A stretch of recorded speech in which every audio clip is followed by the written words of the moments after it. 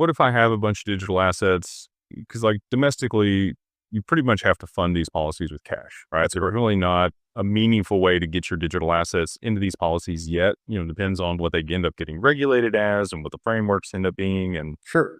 we're still a lot on the table trying to sort through that. But offshore, is that a possibility? Could you actually fund the policy in kind, or is it still going to be a cash contribution? Sure. So it is possible to evaluate that. So one of the ways that we look at that situation is different countries have different qualifications, rules that say, okay, this is real life insurance and you're going to get the tax treatment of life insurance. A US or Canadian compliant policy. So if you live here or have any connection to the United States or Canada, those contributions are going to have to be in cash for you to stay compliant. If you do not require a US or Canadian compliant policy, and so you have no nexus to the United States or Canada, it is possible to fund policies what we would call in kind. You have to be very wary. There are ways that things need to be done to satisfy investor control, diversification that needs to occur after contribution and things like that.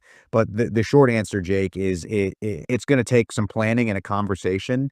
But yes, if you do not have a United States or a Canadian nexus, funding your policy in kind with digital assets can be done. There you go. So we work with people globally. We have people from the Middle East and UAE, and we've got people, Europe and And it'll benefit them, but it's also subject to change. Like you said, there is so much development and uncertainty around the legislation of cryptocurrency. Is it possible that US folks can be able to fund it with crypto in the future? I can't say that it's impossible. I can tell you that you can't do it today, but it's still important to be aware of the mechanisms because like we said, this is a developing market, developing legislation. It's a new frontier.